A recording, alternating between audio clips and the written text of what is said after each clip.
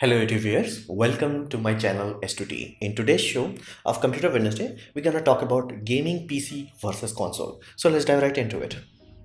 Well, first you have to understand the gaming industry. Now, this is a big puppy. It's huge. When I say huge, I truly mean it. In simple terms, think of it this way: you take music industry, you take basically Hollywood, you combine both of them. This puppy still outgrows them. So this is huge. It's not a child's play or some people or some nerdy people. No, this is huge. Now, there are three core components of these puppy. Is like one is mobile phone, which you have, PC, very likely you have, console you may or you may not have. Now these three components make a lot of money. Now what kind of lot of money we are talking about? We are talking about $120 billion of money was spent around this puppy. $120 billion in 1 year of 2019. So let that sink in. It's huge, it's humongous. Like, it's not something that, like, oh, one or two people are playing at this point in time. Current estimates puts the amount of quote unquote gamers to be around 2 billion. Again, the number is huge because mobiles are also considered in this, but you get the point. It's not a small thing, it's huge. Now, mobile, let's start with there. Now, there is a very good chance you have a mobile phone. So what does that mean? That simply means any game that is made for mobile phone can reach a very large audience. Same happened with Angry Bird, or my personal favorite game, Boom Beach, or Clash of Clans, because mobile games are easy and cheap. So even the most expensive game that mobile has to offer you, they're barely in few dollars. When you're talking about computer games, some of those puppies get insane. They get insanely expensive. So compared to those, this is free. This is nothing. So however, it does translate into games that are quote unquote basic. What does that mean? Let's say PUBG, it's very popular right nowadays, or Fortnite. These are kind of like, they made a fancy set, and people are playing around it, like a player versus player. Good game mechanics and all that, but there is no depth to it. Like, if you play Call of Duty and you have been playing for a very long time, you will say there is a whole story behind it. There is whole campaigns in that. And if you are playing some of the console specific titles like God of War and all that jazz, like, that has deep story. So like, you can spend days just trying to understand what the hell is happening, and you spend weeks in side quests. So the game's depth is not there. Now, like, in terms of visual fidelity, it's very low. Like, as a 3D game artist, I can easily see it. Like, hey dude, there is a in PUBG, there is a vehicle. Generally they do not have shadows behind them. They do rarely have ambient occlusions, and like, I can easily tell, dude, this is low. Like, this is low. This is as low as IGI back in the day. However, it's amazing that it can run on mobile phone, but you still get the idea. Now, if you play a PC game, like, cutting edge PC game right now with, like, maximum setting and all that jazz, you're gonna get almost cinematic experience. Like, and I truly mean that. Like, after playing for a while, and if you don't have anything that yanks you out of the experience, you will slowly forget that you are playing video game. Like, you will inherently feel like every scene, emotions, actions, everything will start to blend together. So that is the reason why mobile games, while it is amazing, first of all, it does not cover your full field of view. So it always has that, like, that distance to it. Computer games comes very close.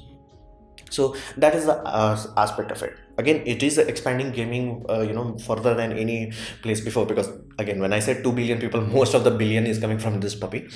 So it is a good starting point, but again, the fidelity in terms of story, in terms of context, in terms of what can be done, it's very limited. Now, what about console? Now, console is the father of gaming. You have to understand, console started before personal computer were a thing. Like, before any of the XP, Vista, or PlayStation, or all that jazz happened. So console is very important. Like, and generally in terms of video gaming history, generally people claim NES, either Nintendo Entertainment System, this puppy, to be the granddaddy of all console system. Not only because it was 8-bit, that time it was a big deal. The fact that it was successful, not only the people who made the console, they made money back. The people who made games for this console, they also made their money back. So it became huge. Like, it exploded, basically NES, and this happened in 1980s. So it is a big deal. It's not something small. Like, it was huge, and it was before PCs became a thing where you can sell games to. So that is a necessary step. Like, this became, the gaming became what it became today because of this. On top of that, like to give you a context of that, how big Nintendo was in its heyday, Sony literally built accessories for them, which allowed them to use CDs. And Nintendo trolled them. It's like, yeah, we're gonna add it, we're not gonna add it. And Sony got so pissed off, they built PlayStation 1. So let that sink in, like how big Nintendo was at its peak of power. So as of now, if you are playing Nintendo, you know what you want, you know you like certain game types, and you're gonna enjoy that.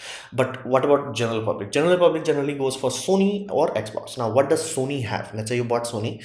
So Sony's USP is like Sony, they made amazing moves with PlayStation 1, but it was like mild success. So like, okay, like Sony is serious, Sony is here to stay, and it's gonna be here for a while, but it was not like, groundbreaking. But when PlayStation 2 happened, it blew up, and I mean it truly blew up. The amount of units sold in PS2, it was amazing. Like, and many people literally bought it because it was the cheapest DVD player available. So DVD player, yeah, that it's old, ancient, and it ran for 10 years, and it was amazing. Now Sony laid a foundation of an infrastructure where they're gonna build amazing titles exclusive to them.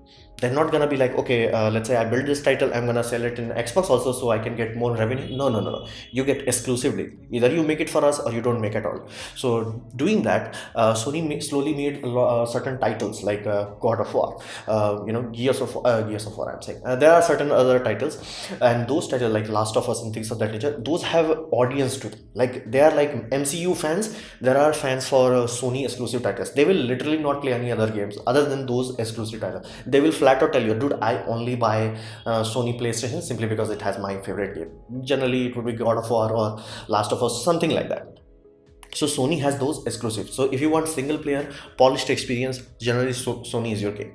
Now PlayStation 2 was successful, but PlayStation 3 was not so successful because the number of new games that came out was not that great. The console was overpriced, so they had to sell it while losing money. So that put them in deficit. People were not so sure whether it's gonna sell enough, so not enough games. So it did not did well, so to say, comparatively. Now Xbox 360, it blew like this same way PlayStation 2 blew up, Xbox 360 blew up. However, same happened. Xbox One did so well. Like it did not do poorly, but it was like okay. It's like okay. So, but also Xbox also has certain games that people are like, dude, I just buy Xbox for one reason and one reason alone. I need to play Halo or I need to play Gears of War, things of that nature. So if you want exclusive, like and if you know what you are, you're gonna buy PlayStation. But for Xbox, generally people are still buying it simply because they have some exclusives. However, they are very good price to performance wise in terms of playing general release titles like, let's say, Call of Duty or Battlefield, which are available on all three, basically PC, Xbox and PlayStation. In those sort of scenario, Xbox generally wins ahead, and many people love their controller, Xbox controller, more than PlayStation controller. Like, think of it this way, Xbox controller sells as a hot accessories for PCs. It's so good, like flat out. There is no competition in terms of market share. Xbox controller wins flat out. There is no competition here. So however, you have to understand this, consoles are cheap relatively speaking, like for the amount of a graphics card, like a good graphics card. I'm not talking bleeding edge graphics card, like good graphics card, you're getting a whole console, and console has a graphics card, it has processor, it has RAM, it has a hard drive, and power management system, everything is there. How the heck they are doing that? Basically they are using what we call a razor and blade model. So they're giving you console for cheap. However, they're gonna make their money back from games. So game titles are very expensive. The boxes that you see for game titles, be it Far Cry, be it Call of Duty, Sniper Elite, or things are in, those will be much more expensive. So you pay a premium from the, like, let's say, game developer. They have a dealership with basically Xbox or PlayStation, where like a certain chunk of our profit will go to you. So to maintain that exclusivity, so that inherently increases your cost. Like, you have to know, like, console games are not so cheap where you're like, oh, I'm gonna buy 20-30 of that. No, you're barely gonna buy 5-6 of them. However, the graphics fidelity of this is very polished. Now, be mindful of that. I'm using that word very thoroughly. Polished simply means, because when PlayStation comes out, it's like, okay, this new PlayStation, that's it. Done. Game over. Everybody who buys PlayStation gets that. What does that mean? That simply means, as a game developer or as a game artist, I get a spec sheet. It's like, okay, make your basically a character with this many triangles, with this kind of textures. I can make it. Every computer, basically every PlayStation will be able to play it with perfect fidelity. So that translates a very smooth experience for player. Player buys the game disc, puts the disc, plays the game. The end. There is no setting menu. Like you're not gonna go like into setting menu and it's like, okay, do I need far draw distance, or do I need to kind of field of view? Like you don't get most of those menus. Like flat out, if you see PC menus, like how deep they can go, it's basically nothing. Like why? Because the developer, basically whoever working in the game studio, they know for a fact what you're gonna get in terms of hardware, so they know how to fine tune it. Basically the same reason why Apple apps are generally much more fine tuned, simply because there are only few hardwares they have to test for. When it comes to Android, they have to test against thousands of hardware. So generally they have very smooth and polished experience. However, only in recent few years they have went into like, what the hell, I have no idea what the hell they are doing. It's basically, even consoles nowadays are like, you bought the disc and it's like, yeah, downloading day one patch, downloading day first DLC and all that. Like, yeah, that's just bad. So consoles, that's the business model. The console is cheap, but the game is expensive, and it is one use device. It can only do one thing. It's no longer even like, it's a very good Blu-ray player. PlayStation 3 was also successful because of that. But right now people are buying Xbox One S simply because that's the best 4K UHD Blu-ray player. So what about PC? Now PC makes game. Like this was my job, like have a dual monitor display with a keyboard and a Wacom and do all day graphics and all that. Just that's what makes computer games. You cannot make computer game in console itself. So we make games. Now here's the deal: if you are thinking about PC as a gaming thing, that's all. Like you spent your money, you're gonna buy this damn thing and you're gonna play games. That's your primary reason. You're gonna have a very bad experience, and it's going to be very expensive because nobody is forfeiting the bill. And if you are buying everything original, like let's say operating system itself, it's going to be expensive. The only way you can get the operating system for cheap is you buy a laptop. So it's expensive. Like I specified, like my graphics card was the same cost as PlayStation 4, like a complete console versus just one part. So PCs are very expensive. Now their experience is also poor. The reason for that is, first, the fragmentation. Like there are hundreds of things. Like do you have 8 GB of RAM, do you have 4 GB of RAM, do you have 16, or do you have 32? Like a game developer has to design so the software works with almost everything. So, and that is why every game you will see there will be a minimum requirement and recommended. People generally want to sell in recommended system, but again, how can you be sure your customer have it or not? But they still have to fine tune the game so it runs for lower one. So that inherently creates conflict. That inherently creates a game engine where it's like, oh, I have to detect the system, then I have to run for it, and then I have to fine tune. Then driver becomes an issue because, again, so many drivers. Like you may say Nvidia, does not mean Nvidia. Nvidia simply means, okay, in one category you have then hundreds of categories. Like, oh, is it GTS series? Okay, which GTS series? Like 10 series and basically 9 series. What exactly it is? So that's the reality of it. It's very fragmented. So inherently that requires a lot of testing. And modern game developers forgot this. They're like, nope, you're not gonna do testing. We're gonna release the game. And like Dishonored was so bad. Like people were literally returning the game, getting pirated once simply because pirates somehow figured out how to fix the game. That happened. That literally happened. Day one game was unplayable. So you have to expect that. And that is why, like when you're talking about GTA and all that, those type of game, those generally take 1 or 2 years extra after release on console to come onto PC.